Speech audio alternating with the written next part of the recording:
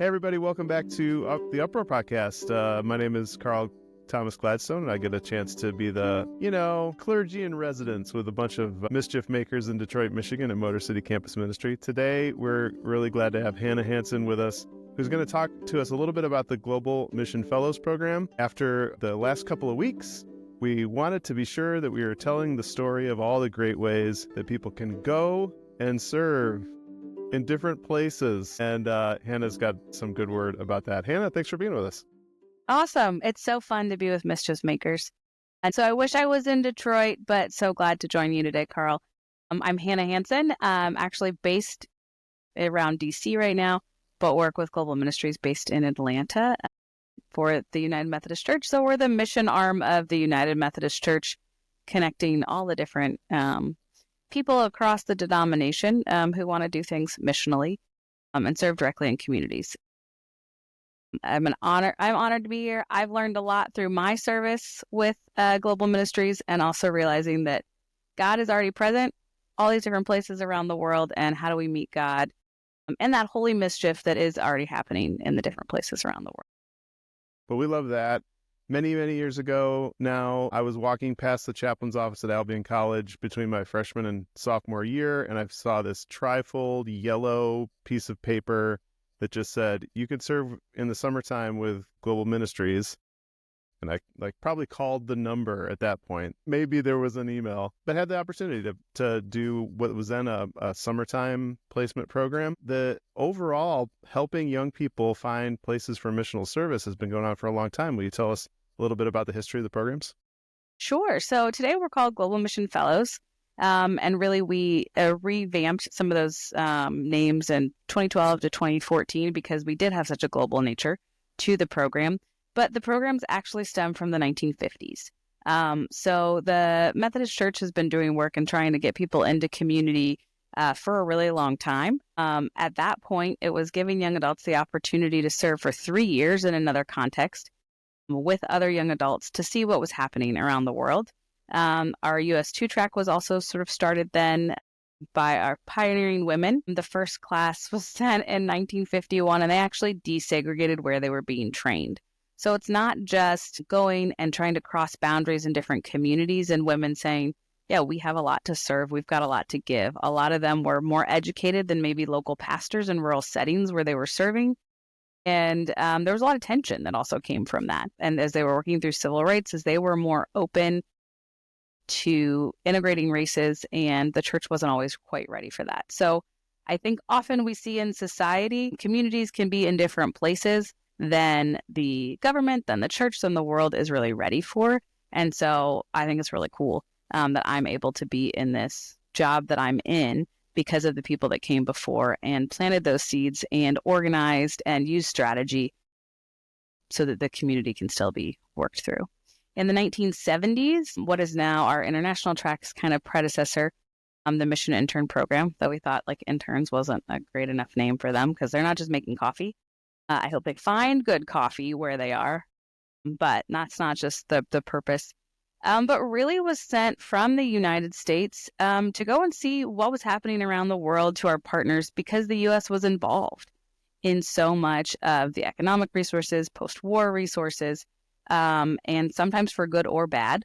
So young adults would leave for a year and a half, and then they'd come back to the U.S. to advocate for those communities that they really saw firsthand what was happening in grassroots settings. Also kind of a cool background to say that, hey, our voices matter, and young people are really strategically placed to go into other communities because you don't go in with all the resources. You don't go in with all the knowledge. You're kind of allowed to see the day-to-day in a way that maybe older adults going to serve in mission wouldn't get to see, right? Going in as a learner actually in some ways gives you more access. Yeah. So the other piece from my life that I thought was wild, my dad worked with a local Michigan Migrant Ministries when he was in college. So similar kind of summertime, go and do some good things. He described to me the training that he received, which was, here is a notebook that you can like write people's names and, addresses down. Here is a car. Now go find places where people are doing migrant labor across Michigan and do whatever they need you to do. Goodbye. Did that training work? We wouldn't invest so much in training. Yeah, I think it was a different era, and back in that day, he was really working on some really basic needs. He was getting people groceries, give them rides places, and there was I think back then there was a sense of like, well, you just got to go do it. What is it like to you're preparing folks to go and to serve too? What elements of that are you do you like telling people about? Yeah. So this is where I love getting to journey with young adults for 2 years, right? So first, I think the benefit is you're being trained in a cohort model. So Global Mission Fellows come in, they interview with the program, they apply to the program. We kind of see their passion, and we want to know that they're resilient enough to move to a totally different place, right? To take a plane, to cook for yourself, to learn what's going on in a new place, and that you're open to some of those differences, to learn a new language, right? So we're kind of looking for all of that because we want to make sure it's healthy for the fellow, it's healthy for the partner receiving them. The Peace Corps actually came to us to look at how to do this program. And the difference that we have, like Peace Corps, you kind of like go and do your own project in this rural setting, make sure the US looks good, those kind of things. We don't want to send young adults without any like connection to the local partnership, because then we get into the colonial models of mission and ministry that have made the world so messy in a lot of ways. So we really want local leaders to help give our young people that orientation to see, hey, this is my friend, meet them, they're good with me, which for me was really important in South Africa. So, right, I served in the program.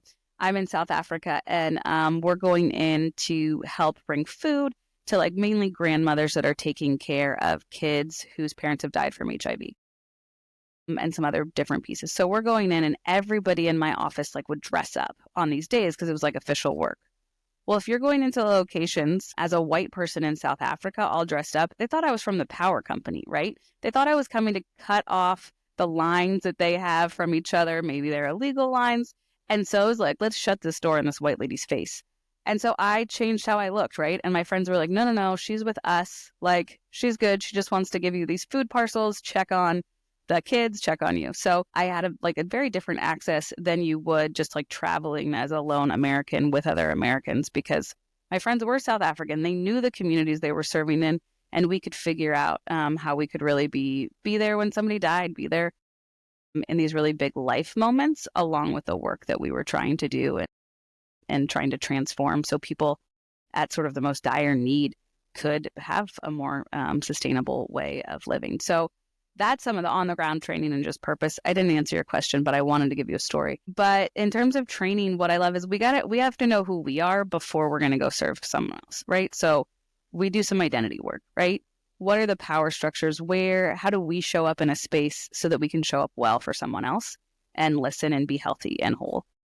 And so I love our training, but what we get the most is learning from and hearing from really diverse voices of other young people from all around the world in one room, right? Mm-hmm. Learning from each other. We've got people that travel 6 hours by bus to interview with us. And then we've got other people that have the greatest connection and the greatest speeds in the world and know more about technology than we do, right? To do it on Zoom. So we really benefit from pushing each other. And so we kind of use the common language, right? The Bible has been translated in all these different places. We can look and come together with that. We've got some fellows that really have sort of a political or a sociological background that they can dive in to some of our training sessions on the social principles, on why we can act and work for justice as a group of young people, to be grounded in that. And then some practical things like, we want you to know what to do and how to get money and do reimbursements, right? Get the money that you're paid back. Yeah. We want you to know how to get your stipend. We want to make sure that you've got some of those practical pieces that you like figure out how to use our app if there is an emergency, right? We want to make sure you're protected and looked out after. And so it kind of runs the gamut from getting through the biblical, the scriptural basis for why we do what we do. How do we deconstruct some of our preconceptions so that we can serve better? And then we don't do it just once, right? We're in continuing education for the whole 2 years, so we can learn from the young adults too. Where is God moving? How do we strategize, make change? What are we learning from our climate justice placement sites, right? Where are they asking the church to change their policies and that we can make some structure? What are we learning from our health placement sites?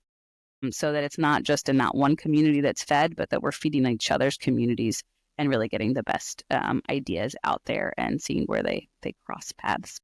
Yeah. So tell us a little bit about the folks who are serving now. Where are they coming from? Where are they going to? How does it work these days? Yeah, these days we have about 35 countries that people are coming from. So I'm always learning on different bases, learning how different things work in different places, and just open to that. And we have people that are just like, they get it, right? I'm all for young people right now because I think they're more straightforward maybe than we were when we were there and know what's happening.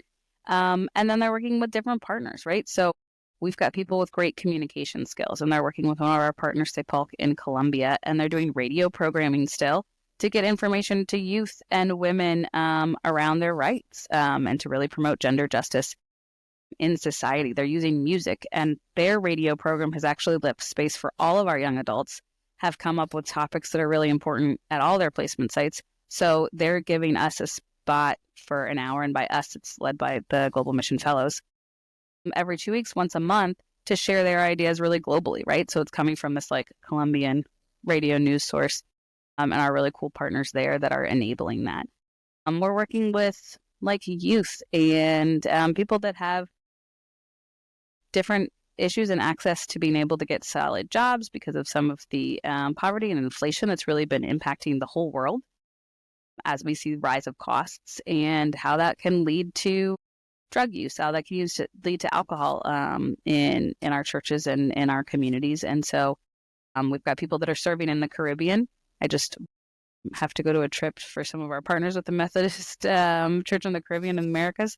And somebody's like, wow, that must be really tough to have your placement site in Barbados for 2 years. And I was like, well, if you like the beach and not like a really huge thing, it's not the worst place to be. But there are some real concerns that communities face, even some of these tourist destinations that we're part of. And so 2 years really gives you a chance to make those relationships, go to the beach regularly if you want, spend some time with God there, but also get to know different populations. I mentioned climate justice. So we're working with the Pan-African Climate Justice Alliance out of Kenya, but they're working with a lot of different groups in Africa. So how do religious communities come together and recognize we've got to activate our communities to change some of our policies, change the way we operate if we want to be good stewards of this earth and if we want to keep living in the ways that we want to do. And you mentioned migrants.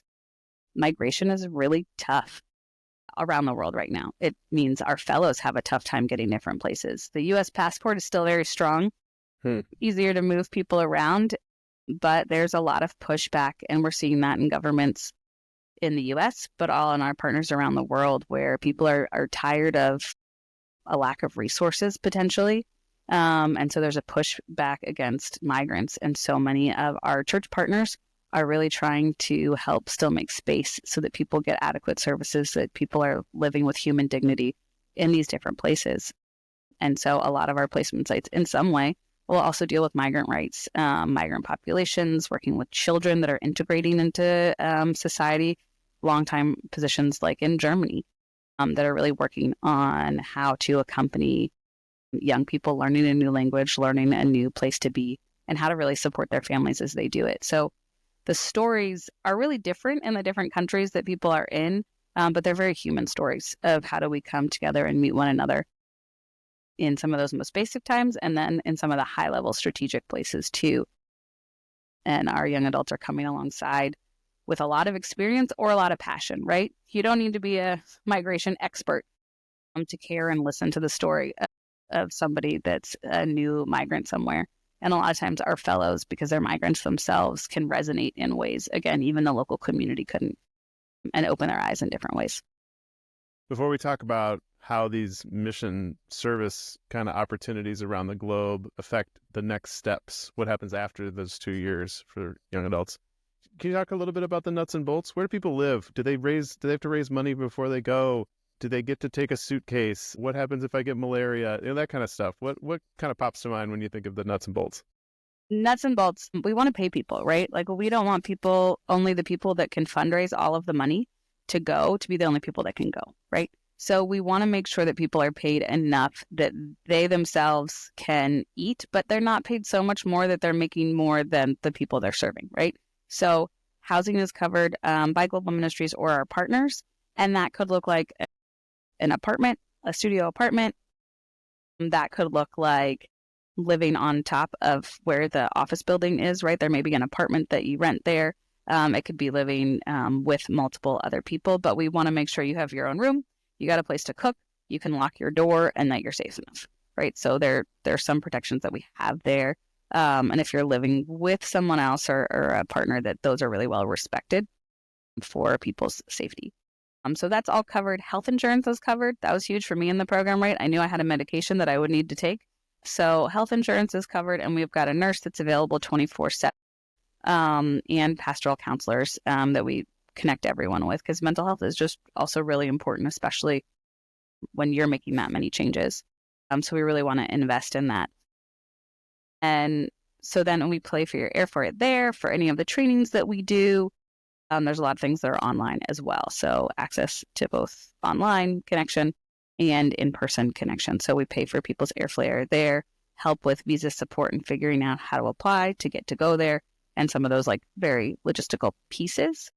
You actually apply to the program. We match you with the organizations that apply into us based on prayerful discernment, but then you actually interview directly with that placement site. So it's not like you could say, hey, this really does not work for me. Or, hey, I want to be stretched. This does work. And so we ask both of them. So people get to meet together and then have about 6 months to get to placement site while we're doing training, and in case visas take a little while. So we try to take care of all of these things. You're not going to get rich. We still want some simplicity values. So there is that, but you're not going to just have to like dive into your savings. In fact, we ask people to live off of that stipend and not use your savings to really be in solidarity with the people that you're going to serve. So those basic payments, they're all covered. And then the organization should cover any workspace for you if there's work-related travel, a computer, those types of things to be able to do what you do. We have agriculturalists, right? They don't need a computer. Maybe they need tools to be able to work in a farm. So it really depends on the skills. And we really take lots of different skill levels, right? So we want people, again, that are mature enough to move forward and go out, that feel called in some way, right? We don't want to just escape things to go and serve in another community. We also want to be able to be ready and dive in. So there's a lot of that practicality. And like you've said, this history has been here a really long time. We always think about how we could shift and do this better. But the history and this has worked for a long time. And so we love to continue what's been working and how it's been transformational in people's lives. Tell us about some people that have gone through the program and where they've ended up. Maybe somebody came in thinking one way about their life next, and these 2 years, their time made them go in a really different direction. Maybe somebody else that really confirmed the kinds of calling that they felt from a young age. Who pops to mind? Who could you tell us about? There are a lot of people. I should make sure I ask that I can use their name. So Jim Winkler, who's the head of the National Council of Churches, is an alum of the program. And so really like that connecting, that organizing, working in church kind of politics has been there a long time. We have Katie Davis, who went and served with migrant workers in Hong Kong, a lot of Filipino migrant workers, saw cases that did not work out in the favor of their people, came back and ended up going to law school and is now a lawyer from going into the program and seeing, even when the law didn't work in favor of the domestic workers in Hong Kong, what is the power behind doing that work. We've got people that are pastors, but I think it's also just the whole life, right? And I think what I love about Global Ministries and my role in this space is we've got a lot of people that have gone into seminary from the program or already had gone through seminary that become pastors. But that's not our goal, right? We have this Wesleyan tradition that you can be passionate, you can learn about this community development and use that anyway, right? Use that as a parent. Believe me, becoming a parent and trying to live into these values is much harder than it was these 2 years of service. But I think for everyone, how do you engage in community really well? We have people that are really great community organizers that have come out of this program. We've got people that are fostering, at a young age, fostering a kid and changing one kid's life and focusing on that, even though they may have a day job that's working for the government or doing something different. So I think we want to see where God's moving in your life and not tell you what to do. but help you think through it. Do some vocational discernment during this time. Talk to the other friends of yours that are making it happen.